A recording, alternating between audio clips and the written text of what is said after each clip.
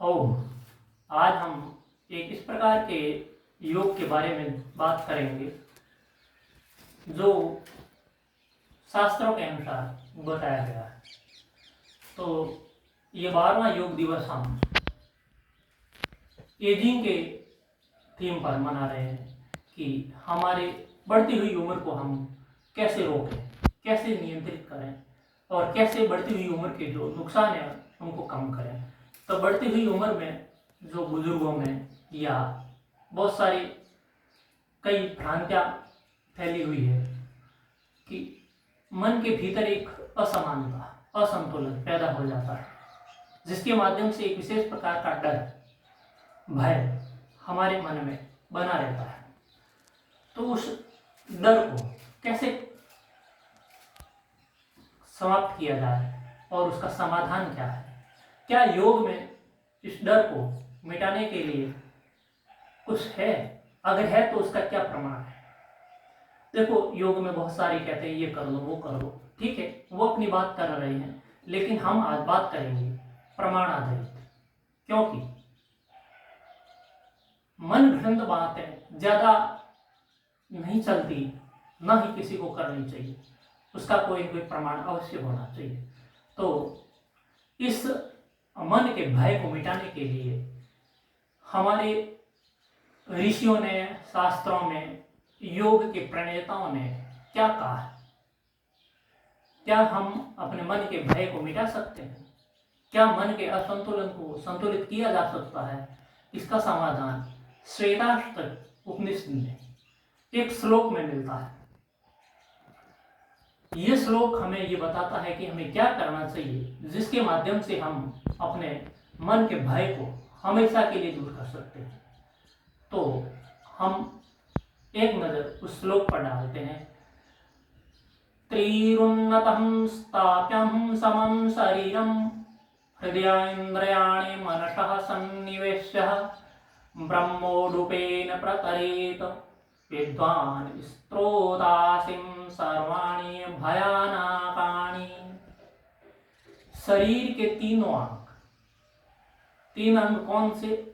जहां मैं बैठा हूं इसके ऊपर के तीन अंग, ये रीढ़, ये गर्दन और ये सिर, जब हम तीनों को सीधा रखते हैं, जब हम इन तीनों अंगों को सीधा रखकर बैठते हैं, किसी भी आसन में बैठ जाएं आप, सुखासन में, या ज्यादा बुजुर्ग हैं कोई ऐसे नहीं बैठ सकते, नीचे कुर्सी पर भी बैठ जाएं, कोई फर्क नहीं पड़ता। बैठने के बाद जब हम ये जो तीनों अंग है, जब इनको तीनों को सम रखते हैं, सम यानी एक ही दिशा में सीधा रखना, और जब हम सीधा रखने के बाद आगे क्या करना है, इन जब तीनों अंगों को सीधा रख लेते हैं, उसके बाद सीधा करने के बाद हमारी मन, बुद्धि और इंद्रियां, इन सब को हृदय प्रदेश, हृदय जो फेफड़ा है, फेफड़े के मध्य भाग में जब केंद्रित कर लेते हैं और इस अवस्था को निरंतर बनाए रखते हैं, हमारा मन, हमारी इंद्रियां पूर्ण रूप से यहाँ एकाग्र हो, इस भाग पर केंद्रित हो, और इस अवस्था को निरंतर जब हम बनाए रखते हैं, उसके बाद हमारे शरीर में बहुत बड़े आमूल परिवर्तन होते हैं। जब आप करेंगे तभी आपको पता चलेगा कि हम इस प्रकार से बैठने से, इस क्रिया को करने से हमारे शरीर में क्या क्या परिवर्तन होते हैं।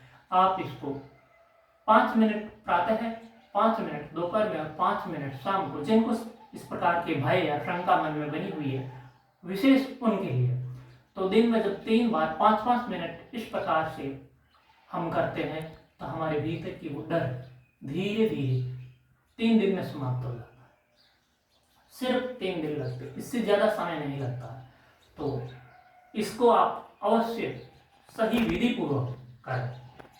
एक बार और बता देता हूँ, समझ लीजिए, कमर, गर्दन और रीढ़ समावस्था में मन और इंद्रियां एकाग्र करें हृदय प्रदेश में, और जब हम इस अवस्था को लगातार 3 से 5 मिनट बैठते हैं इसी अवस्था में, तो हमारे भीतर ऑक्सीजन का लेवल, श्वास प्राण की मात्रा धीरे धीरे बढ़ने लगती है, और धीरे धीरे जब प्राण बढ़ता है और हमारा मन, इंद्रियां जब हृदय प्रदेश पर केंद्रित होती है, इसके द्वारा हमारे शरीर में एक विशेष प्रकार का परिवर्तन होता है जो हमारे शरीर की ऊर्जा को बहुत उच्च स्तर पर ले जाता है।